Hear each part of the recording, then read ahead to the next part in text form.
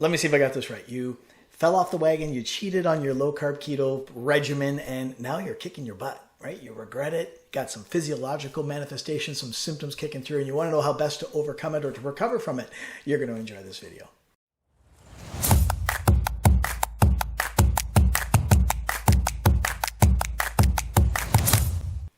Hey team, it's Mike here at After 40 Fitness. Great question came in this week on how do I get over a cheat day? I blew it. I didn't have self-control, and on the weekend I gorged on burgers and fries and some pizza and some ice cream, maybe some Doritos, bag of M&Ms. One thing led to another. Before I know it, I'd ingested 3,000 calories of crap.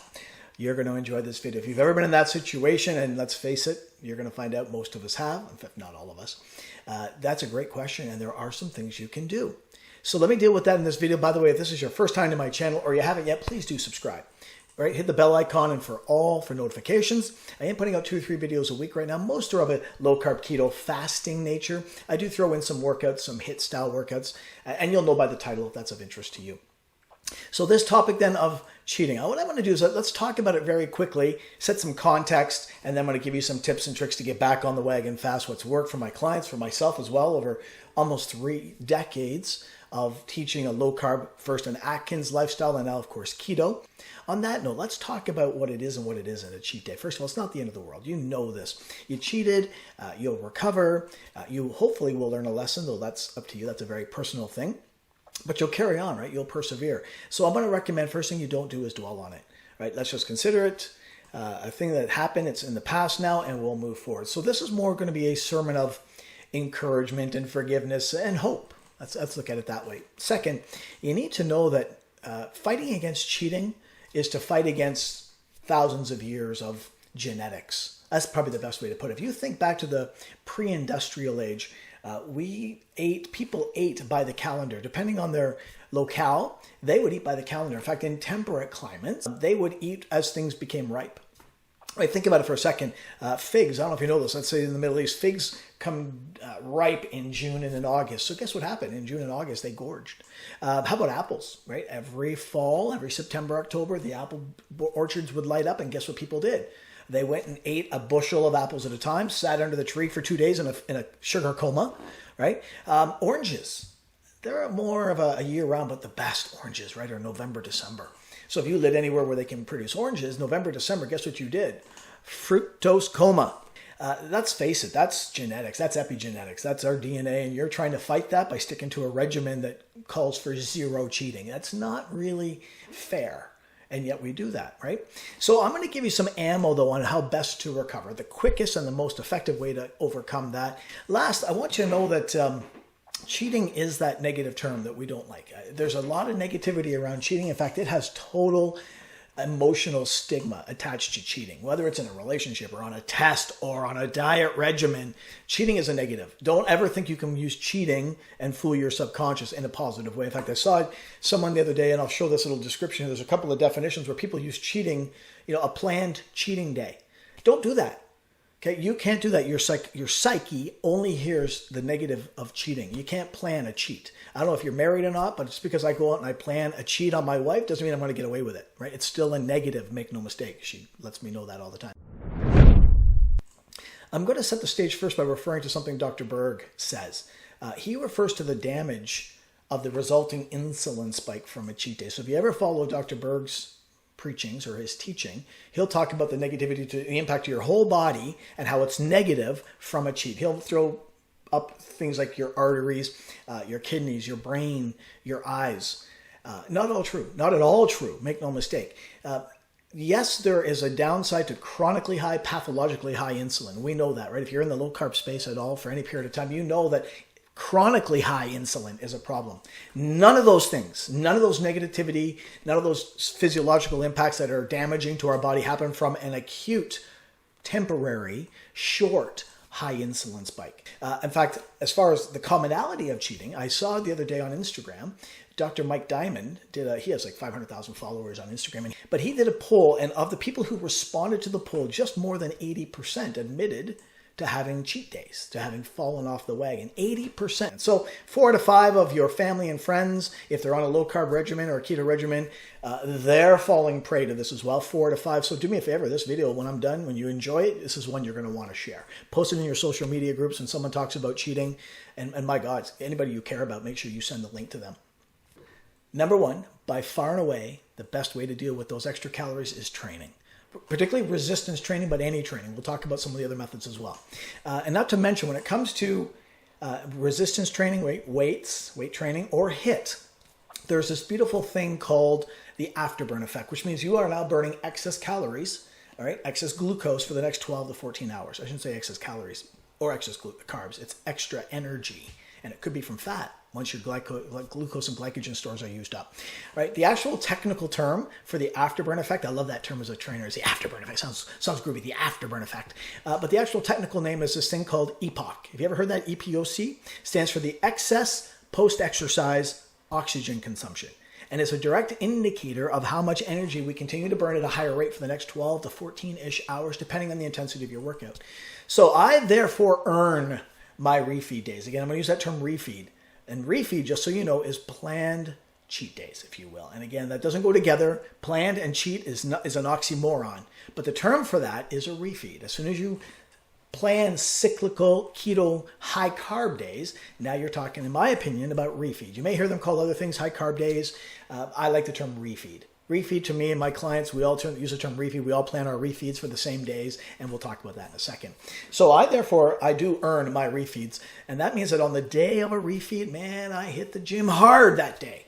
I mean, I'm draining muscle glycogen. I'm doing a big upper body, chest and back workout, right, to drain the muscle glycogen to make room for the excess carbs. That's where I want them to go, is preferentially into muscle glycogen, not into adipose fat cells.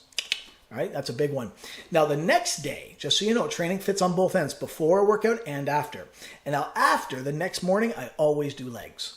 I'll always do a heavy leg workout because legs burn the greatest amount of muscle glycogen when they're worked out than any other body part. I mean, they're huge, right? They're huge muscle groups for us. And every test on the subject shows the greatest amount, A, of calories burned during the resistance training, and B, in the afterburn, the EPOC effect afterward. All right? So plan that. If you know you're going to have, or if you do end up cheating, then make sure the next day after the cheat, you do a great leg workout. Go find a way to do squats and lunges. If you don't even have a gym and you just have body weight, do a ton of body weight squats, body weight lunges, burpees, mountain climbers.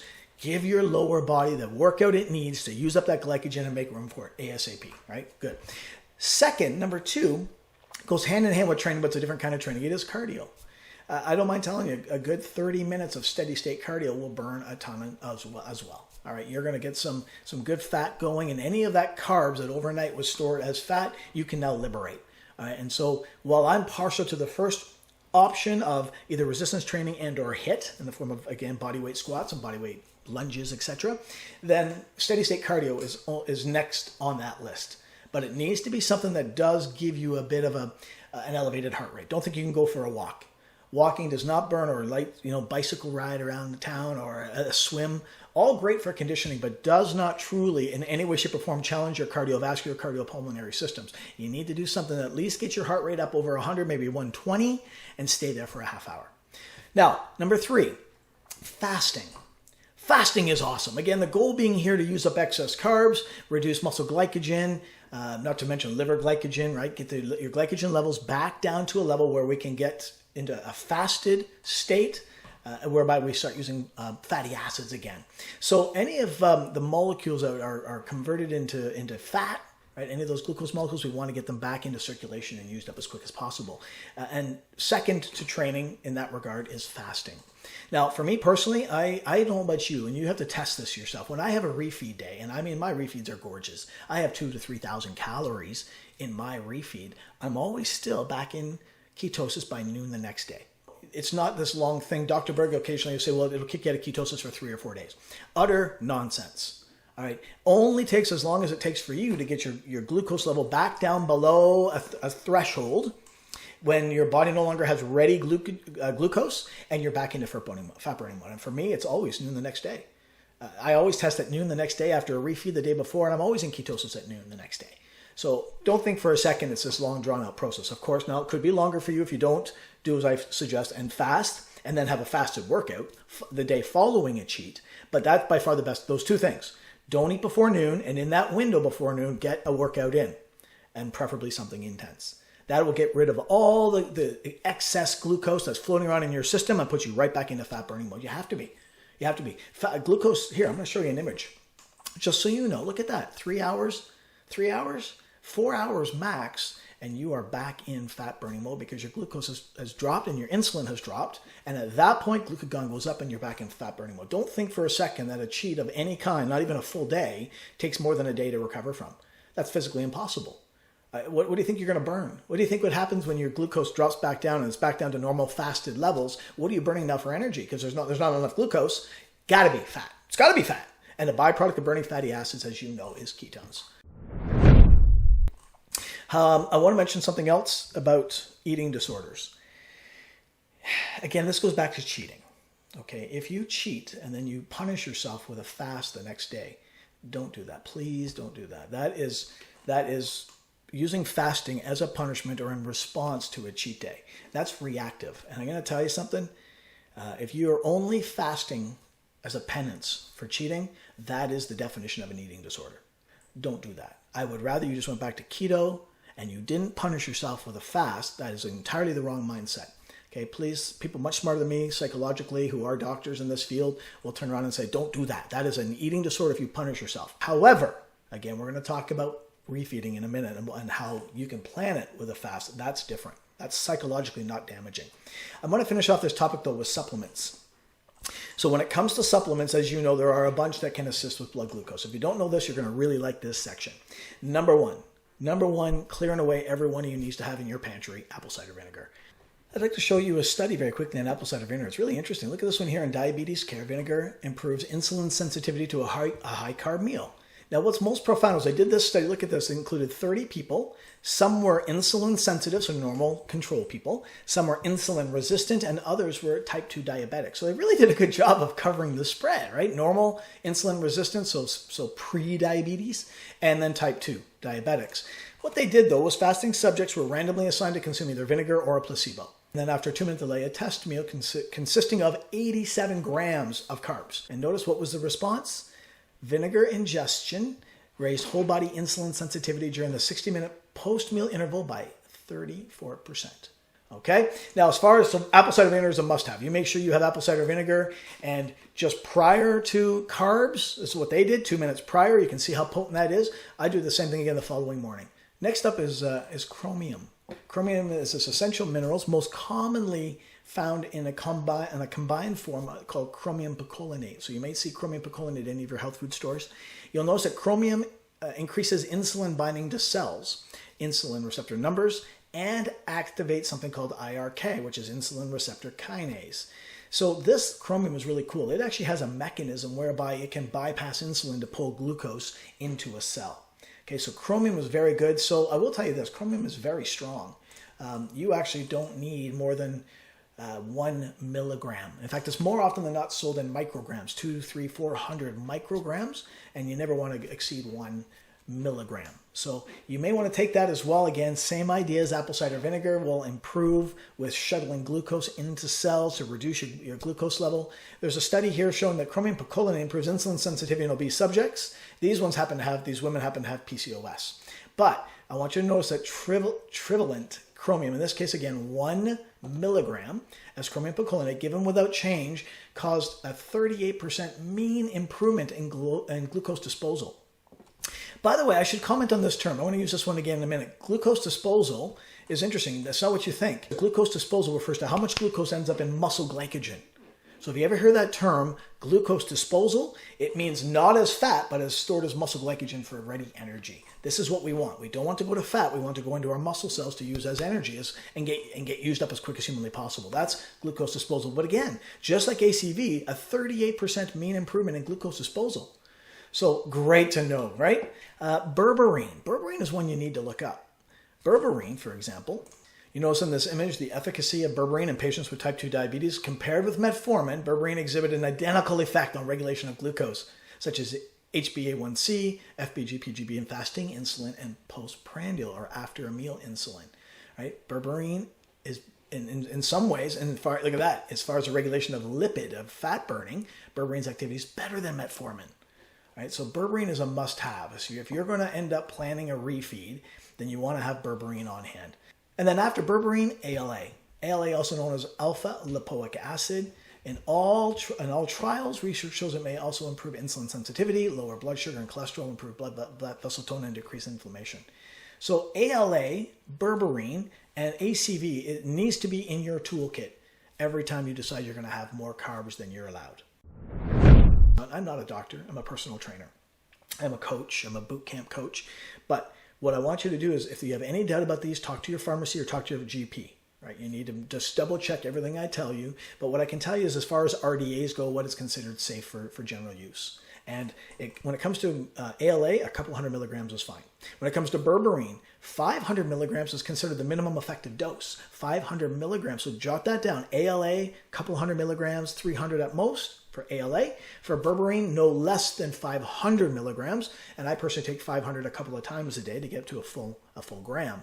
I mentioned apple cider vinegar, a couple of tablespoons is good. And when it came to chromium, remember, no more than 1 milligram. So chromium, ALA, berberine, apple cider vinegar in your toolkit. Have them handy, whether it's a cheat or a refeed. You'll be glad you did. By the way, cinnamon is also considered a glucose disposal agent. Okay, now I dealt with it. There's the 4. Okay, so make sure that some kind of training, preferably resistance training, but if not cardio, make sure best advice is on top of that to fast. And then as far as these glucose disposal agents, make sure you get a couple of them and you have them ready. And then respond either in prep for some of them, like the ACV and the chromium. Make sure you have them before. And then I mentioned as well the berberine and the ALA. You can take them during and the following morning as well to help regulate your glucose. All right, so how do you get out of this whole cheating dogma mentality in the first place? I'm going to tell you what the solution is if you ask me. Since we know it's evolutionary, not to mention intrinsic in our DNA, is to occasionally gorge. Right? Don't try to fight that. What I'm going to suggest you do is work with it, program it. And the way you do that is via this term that I like to use called refeed. Okay, so in all my videos and all my people, we all use that term refeed. Again, all it is here's the definition. According to Merriam-Webster, the definition of a refeed is periodic controlled intake of excess calories in the form of carbs to improve, oh my God, did I mention there was a silver lining? Listen, to improve weight loss during dieting. I'm going to show you one other definition of a refeed. This is according to Healthline. Look at this. A refeed day is a day in which you intentionally overconsume calories after a period of being in a calorie deficit. Paragraph 2. The idea behind a refeed is to counteract the negative effects. Oh my God, another silver lining. Negative effects of being in a calorie deficit, such as low hormone levels, increased hunger, lethargy, tiredness, and hitting a plateau. Okay, we talked about silver linings. A refeed day can do all this. Can reset your system, can improve tiredness and lethargy, and can help you bust through a plateau. I don't know why we all don't do refeeds. I love when I jump into social media and I talk about refeeds. Oh my God, people jump up and down and go, oh no, you can't do that. This is a lifestyle. Keto is a way of eating. Yeah, but if you stall, this is a viable way to get around it. Shock the system, shock some carbs, reset your leptin, and then go on to further weight loss the following week. But notice, right, to my point, although this sounds similar to a cheat day, don't confuse the two. A refeed is not. I'm going to make a suggestion. Get fat adapted first. Right? If you don't know what fat adapted is, I'll link below to a video on what it means to be fat adapted, but it means being low carb long enough that you become efficient at burning fatty acids and ketones for fuel. But once you're fat adapted, then you go ahead and set the stage by planning a refeed. Now, I want to make a comment. This is one place where Dr. Berg and I agree. It's not a day. It's a refeed meal. Okay, and not more than once a week. In fact, I want to draw your attention here to something that Dr. Boz posted up. She sometimes talks about CKD, cyclical keto dieting, which is what this technically is. Refeeding is also known as CKD, cyclical keto. And she shows a blurb here where it shows 5 and 2. 5 days of strict keto and 2 days of unlimited carbs. I shouldn't say that, 50%. Her definition of a refeed is 50% of your calories from carbs, up from the usual 5. Okay, I don't like the 2. The 2 is too much. You can undo your work if you do it for 2 days in a row. So please make sure your refeeds are short and sweet. I prefer a meal. On that note, Berg and I are the same. Notice what he says here. Damage control on your cheat meal. All right. So then as you become accustomed to your regimen and you're now fat adapted, I recommend you go ahead and take one meal. And again, I'm always partial with my clients to Saturday evening. I find most people can plan a nice refeed, a burger and fries or ice cream or cake or something, whatever you want. Ribs at Montana's with all the fixings on Saturday night. So between Saturday dinner and bed, you go ahead and splurge. All right. However, that's it. That's all. And then once you get good at that and you can stay the course from Sunday through Saturday dinner, and you can do that a few times and you prove to yourself that you're good and you won't stray on Tuesday, Wednesday when some temptation presents itself because you're looking forward to Saturday. Right? That's the power of this. You now have a goal to look forward to that will keep you on track midweek when you otherwise might be distracted. Okay. Then we're going to stretch it out to once every 10 days. And then you're going to be in a program like I do and my team does of once every 2 weeks, so every other Saturday. Then the following week, I tell you, by Friday, where the team will all get together and talk about how much weight we lost this week. Unbelievable how good a refeed is in this regard. And then you'll adopt the same, and once every 14 days or at most twice a month, you'll reward yourself. Be careful with that. I do think it's a reward, not with food, but for a job well done. And if you can go 13 3/4 days of perfection in your script, right, perfection in your regimen, then I truly believe you deserve a pat on the back. And if that happens to be in the form of ice cream, God bless. Enjoy. I want to finish with the impact on your psyche. None of the psychosomatic results of cheating apply. Right? Because there's no guilt and there's no regret and there's no beating yourself up after this refeed, because again, it's planned. It's planned. It's part of your regimen now. When you employ refeeds, it's part of your regimen. Not doing it now means cheating. Not having a refeed twice a month now means you're not adhering to your regimen. So when you look forward to it, you plan it, and you've got your supplements in place, and you have a killer workout in the morning, and then you break at dinner, and you have this gorgeous gorging of buffet of great food that you enjoy, and then the next day you get up and you hit, right, or you do a leg workout. Man, that's so look forward to. I can't tell you how good that is for your psyche. And then you get, because there's no psychological damage, guess what there isn't? No psychosomatic physiological results. There's no nausea. My people don't get headaches. They don't get the aches and the lethargy. It's remarkable how much those psychosomatic physiological results are because of how we feel about ourselves. And again, I'm not smart enough to talk about the psychology beyond that. I just know what happened for me. When I used to experience the bloat and the aches and the pains and the lethargy after a cheat, after the indigestion and the heartburn, gone. None of that. Disappears when it's planned, when it's part of your regimen, when you look forward to it and you revel in it. And let's go through the plan to finish up. Let's assume you decide to adopt my mentality of Saturday. We're going to start the morning with a good workout, preferably resistance training, but at a minimum HIIT. We're going to drain all the glycogen. We are going to break our fast at noon as normal, a normal keto meal. And then from dinner through bedtime, open season. However, in the hour leading up to when we when we have dinner, we are going to take our chromium, we're going to take our berberine, we're going to a couple tablespoons of apple cider vinegar, right? If there's an opportunity for some cinnamon, we're going to take that too. So, oh my God, talk about prep work. And now we're going to go ahead and we're going to enjoy. We're going to have a great meal. We're going to kill ourselves with ice cream and whatever you like. I'm not telling you what to eat. If you decide you want to have good carbs but still have in excess, you do you. Me, I'm about the burger, fries, ice cream, and some M&Ms for dessert. I don't mind telling you. It's disgusting, but I love it.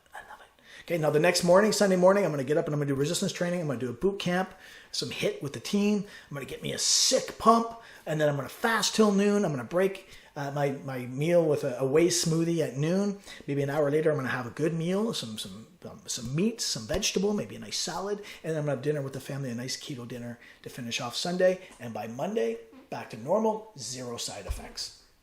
All right, so don't forget about your supplements. All I'm going to tell you is, goddamn, enjoy yourself. Go to bed happy. Go be pleased with your performance for 13 and a half or 13 3/4 days or 2 weeks of strict. And folks, rinse and repeat. Do that. You'll never suffer from cheats. In fact, you'll have a better reason not to cheat. You'll recover from the refeeds much better. And if you do end up blowing it midweek, you know what to do. Just as you're about to reach for something that's carby and on a Tuesday you can't help yourself, then just reach into the cabinet and pull out the chromium and the ALA and the berberine, and two things will happen. A, that right there may prevent you. You may just taking that moment to go grab your supplements may prevent you from cheating, but if not, at least you'll know you have minimized the damage. But if you follow my program, that will have cost you your next Saturday refeed. And you do that once or twice where you give it up on Thursday, knowing you can't now have Saturday, you'll learn. You'll learn. My clients and I, we talk about how just knowing that we're looking forward to that Saturday refeed with the family prevents us from reaching for that donut on Thursday. Hey, on that note, I hope you got some good information out of this. I hope some stuff you can apply. If you did, again, please share in social media, share with your family and friends. And if you have any comments, any suggestions for future videos, just like this one, please throw them in the comment section. The best comments I do turn into videos. On that note, folks, I hope you got some good stuff. We'll see you in the next one.